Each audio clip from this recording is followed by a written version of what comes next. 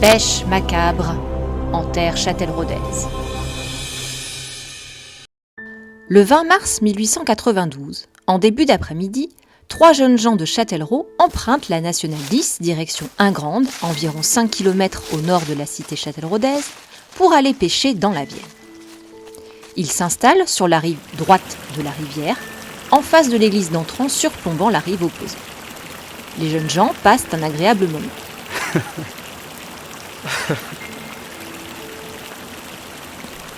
Le clocher de l'église d'Entrans sonnant 15 heures, les 3 jeunes gens s'aperçoivent qu'ils sont à court d'appât. Les 3 pêcheurs décident de se rendre vers le chemin du Marais pour refaire le plein de pâture dans le petit ruisseau enjambé par le pont de la Palue. Ils prennent à nouveau la nationale 10 et traversent la voie de chemin de fer longeant cette dernière. Arrivés au pont, les 3 jeunes gars sont intrigués par un sac de toile émergeant du ruisseau. Ils ramènent le sac sur la berge à l'aide d'une perche. Tous pensent y découvrir le cadavre d'un animal. Le plus jeune, ouvrant le sac, voit apparaître un tronc mutilé et démembré d'un enfant. Pendant que l'un des garçons reste auprès de la macabre découverte, ses 2 camarades courent à la mairie d'Ingrande pour alerter le maire. Le maire, autorité de police générale au nom de la commune, télégraphie rapidement au procureur de la République de Châtellerault pour mobiliser les gendarmes sur cette affaire.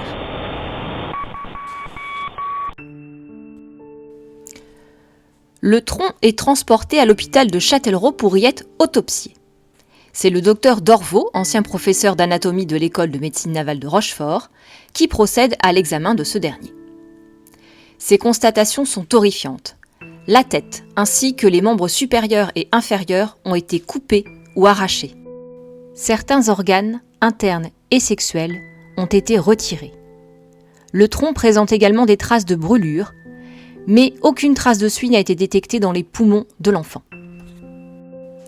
Devant l'examen du corps, le docteur pense qu'il s'agit du tronc d'une fillette âgée de 5 à 8 ans, ayant été étouffée ou étranglée puis mutilée post-mortem. Le tronc est placé dans un bocal de formol pour être conservé comme preuve au dossier. Le 21 mars, le quai se transporte sur le lieu de découverte du corps, accompagné des gendarmes. Étrangement, à cette date, toujours aucune disparition d'enfant n'a été signalée. L'enquête débute. Les premiers soupçons se portent sur des vanniers, surnom donné aux bohémiens et aux romanichels, qui ont séjourné la veille des faits dans le secteur de la Palue et qui ont été vus par plusieurs habitants du secteur.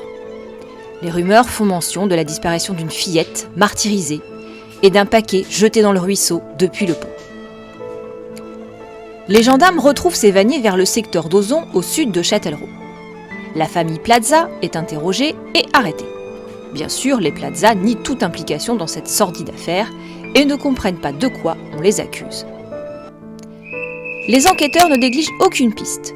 Le chef de gare de la station d'Ingrande, proche du lieu de découverte du tronc, est également interrogé. Il ne signale aucune descente du train suspecte d'un passager ou d'une passagère. Quelques jours plus tard, à une dizaine de kilomètres à l'est d'Ingrande, à Waré, le maire de la commune contacte les enquêteurs pour leur signaler un sac retrouvé dans l'eau par des enfants sur le territoire communal. La rumeur circule, il s'agirait de la tête de la victime.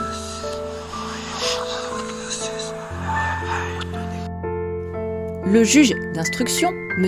Palue, le procureur M. Vesco et les gendarmes se rendent à l'endroit de la sinistre trouvaille. Avec appréhension, les gendarmes ouvrent le sac et découvrent, avec soulagement, des vêtements ensanglantés et le cadavre d'un chien. L'enquête piétine. La région est en émoi et les vanniers mis hors de cause sont relâchés. Le 24 mars 1892, Gustave Joubert, 22 ans, signale la disparition du fils de son ancienne concubine, Marie Marquet. Le garçonnet est âgé de 4 à 5 ans. Gustave a vu la mère du garçon pour la dernière fois le soir du 1er mars à la gare de Châtellerault. Gustave a été alerté de cette absence inquiétante par les voisins de Marie Marquet, demeurant rue Villevert à Châtellerault. Mais qui est cette jeune femme âgée de 29 ans au moment des faits ? Marie est née à Vic-sur-Gartempe en 1864. Selon ses employeurs, sur le plan professionnel, rien à redire. Marie est honnête et travailleuse. En revanche, sur le plan privé, les personnes qui la côtoient décrivent Marie comme une jeune femme au comportement dévoyé et immoral. Ainsi, à 20 ans, en 1884, Marie tombe enceinte. Elle met au monde une petite fille, Louise, qu'elle confie à ses grands-parents habitant à Saint-Pierre-de-Maillé. En 1887-88, elle tombe à nouveau enceinte. Cette fois, ses grands-parents refusent de s'occuper de l'enfant, la laissant assumer seule la charge de l'élever. Elle met au monde un petit garçon, François. Sans aide de sa famille, Marie bénéficie de l'assistance publique, qui lui verse 14 francs par mois pour subvenir aux besoins de son fils. Marie place ainsi son enfant en nourrice durant 4 ans, en complétant, grâce à son salaire, la somme donnée par l'assistance par 6 francs par mois. C'est à Châtellerault, durant l'été 1890, que Marie fait la connaissance de Gustave Joubert, de 7 ans son cadet. Marie se garde bien de lui confier qu'elle est fille-mère avec 2 enfants à charge. Pour régulariser sa situation, elle souhaite ardemment se marier avec Gustave. À Châtellerault, la conduite de ce couple, vivant hors des sacrements du mariage pendant presque 1 an et demi, fait jaser. Évidemment, Gustave finit par apprendre la vérité sur les enfants de sa compagne. La famille du jeune homme, ne souhaitant pas une mésalliance avec cette femme aux mœurs douteuses, convainc Gustave de la quitter. Mais ce dernier hésite. Et ce qui aurait dû être une rupture nette devient une succession d'atermoiements de la part du jeune homme qui n'arrive pas à quitter Marie, qui, de son côté, fait tout ce qu'elle peut pour le retenir.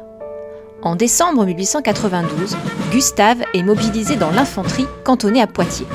Il quitte donc Châtellerault, mais accorde des entrevues à Marie à la gare. Gustave lui donne même de l'argent, espérant acheter une rupture décidément bien difficile. À cette même période, Marie est informée par l'assistance publique de la fin du versement de l'aide par l'institution. Marie est donc dans l'obligation de retirer son fils de chez sa nourrice. Mais la nourrice refuse de lui confier l'enfant, arguant du fait que Marie sera dans l'incapacité de s'occuper de lui tout en devant travailler. Marie est furieuse. Quelques jours plus tard, sur demande de Marie, c'est le père de cette dernière qui réclame son petit-fils auprès de la nourrice, qui cette fois cède à la demande, pensant l'enfant en sécurité. Démunie et sans le sou, Marie s'installe avec son fils à Pleumartin. Les habitants de la commune tentent d'aider la jeune femme. Ils lui conseillent de confier son fils à une institution religieuse, prenant en charge les enfants démunis pour une somme modique. Mais Marie refuse et part habiter avec son fils à Châtellerault, rue Villevert, dans un petit meublé. Ayant retrouvé du travail, Marie laisse son fils seul dans l'appartement, enfermé et souvent attaché. Les voisins s'inquiètent de cette situation et de l'état de malnutrition du garçon. Un jour, les voisins voient l'enfant tenter de s'enfuir en cassant un carreau. L'enfant, d'un caractère plutôt doux et sage, semble avoir peur de sa mère. Les voisins font part de leurs inquiétudes à Marie et proposent même de se cotiser pour trouver à l'enfant une place en asile, ancêtre des crèches. Marie fait face aux inquiétudes de ses voisins par des mensonges. Son fils n'est pas son fils, mais son neveu. Ou bien le père de François qui les avait abandonnés est sur le point de renouer avec sa famille. Ou encore, elle s'inventait veuve d'un certain Gustave Joubert pour redorer sa respectabilité. Le dimanche 13 mars, les voisins voient Marie sortir de chez elle, vers midi, avec un paquet, et revenir sans ce dernier vers 19h. Depuis ce jour, le petit François n'a pas été revu, et sa mère ne montre aucune inquiétude. Elle semble même enjouée. C'est pourquoi, le 24 mars, Gustave, qui continue à s'inquiéter du sort de son ex-conjointe et du fils de celle-ci, se présente à la gendarmerie pour faire une déposition. À la suite de Gustave, les autorités interrogent Marie. Devant les enquêteurs qui ne referment aucune porte, dont celle du meurtre d'enfants, Marie explique que son fils est en sécurité chez sa tante à Archigny et déclare avec véhémence que les assassins d'enfants méritent la mort. Pour les enquêteurs, Marie, semblant être une brave et honnête jeune femme, est relâchée. Mais suite à cet interrogatoire, Marie, inquiète et méfiante, quitte Châtellerault pour Poitiers. C'est là que le 4 avril, elle est arrêtée par le commissaire de police Léger, suite à la fouille de son ancien logement rue Villevert, où des restes humains ont été découverts dans la fosse des Anses, ainsi que des vêtements d'enfants partiellement carbonisés. Marie finit par avouer avoir tué son fils, et elle donne sa version des faits. Selon elle, lors de leur dernière entrevue le 1er mars, son amant Gustave Joubert lui aurait fait part de son intention de la quitter, ne souhaitant pas assumer une fille-mère avec un enfant illégitime. Désespérée, elle aurait voulu mettre fin à ses jours et à ceux de son fils, dans la nuit du 5 au 6 mars, en calfeutrant les portes et les fenêtres de son logement, afin de s'étouffer avec les émanations de monoxyde d'un réchaud qu'elle aurait allumé exprès. La mère et l'enfant se seraient endormis, mais elle se serait réveillée quelque temps plus tard pour constater le décès du petit garçon ainsi que des traces de brûlures mystérieuses sur le corps de ce dernier. Effondrée et ne sachant que faire, elle aurait caché le corps dans l'appartement durant 3 jours, avant de le démembrer sur le carrelage du meublé. Elle aurait alors jeté la tête dans la Vienne au niveau du pont Henri IV. Par la suite, elle aurait parcouru à pied les 5 km séparant Châtellerault d'Ingrandes pour aller jeter le tronc près du pont de la Palue. Suite à cet interrogatoire, Marie est écrouée et transférée sous bonne garde par le train de Poitiers à la prison de Châtellerault, la foule réclamant la tête de ce bourreau d'enfants. Malgré les aveux de Marie, les autorités ne croient pas à sa version de l'histoire, d'ailleurs récusée par les résultats de la première autopsie du docteur Dorveau. Une seconde autopsie commanditée au docteur Maillard, ainsi que des examens pharmacologiques complémentaires, confirment les résultats d'autopsie et les soupçons des enquêteurs. D'après les hommes de l'art, la mort de l'enfant est postérieure à la nuit du 5 au 6 mars et n'est pas due à une asphyxie, les poumons ne présentant aucune carbonatation. L'enfant a certainement été étranglé ou étouffé, puis ses membres découpés et brûlés post-mortem. Les enquêteurs vérifient cette thèse sur place en constatant que le réchaud du logement rue Villevert n'était pas assez puissant pour pouvoir provoquer l'asphyxie de l'enfant ou de sa mère, au vu de la superficie de l'appartement et des délais indiqués. Le procès, très médiatique, s'ouvre le 2 août 1892 aux assises de la Vienne à Poitiers. Les débats sont dirigés par le président de Martial. Le ministère public est représenté par l'avocat général, maître Vinquer. La défense de l'accusé est assurée par maître Druet.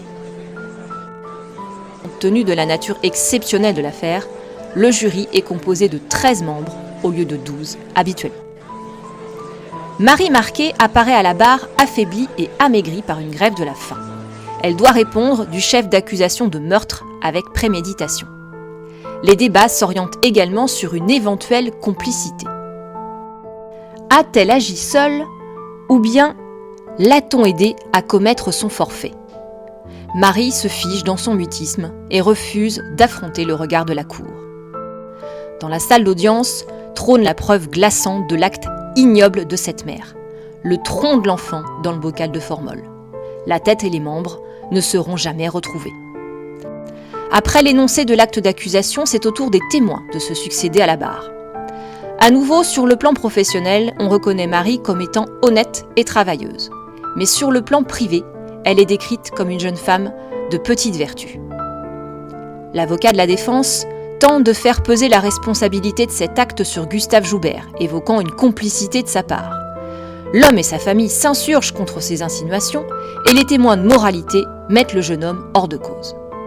À l'heure du réquisitoire, contre toute attente, l'avocat général, maître Vinquer, ne requiert pas la peine de mort. De son côté, maître Druet plaide l'irresponsabilité de sa cliente, du fait, selon lui, de l'incertitude des examens médicaux, qui n'ont pas été étayés par une reconstitution des faits, reconstitution demandée par maître Druet mais rejetée par la cour. De plus, l'avocat de la défense argue d'une lacune certaine dans le dossier d'accusation, du fait que les restes du corps de l'enfant n'ont jamais été retrouvés. La cour se retire pour délibérer. Après 45 minutes seulement, la séance reprend. La cour condamne Marie Marquet à 20 ans de travaux forcés. À l'écoute de la sentence, enfin une réaction de l'accusé. Je m'attendais à pire. Cette femme avait tué son enfant, L'infanticide a été prouvé. Le jury l'a condamné. Victor Hugo, Les Misérables, 1862.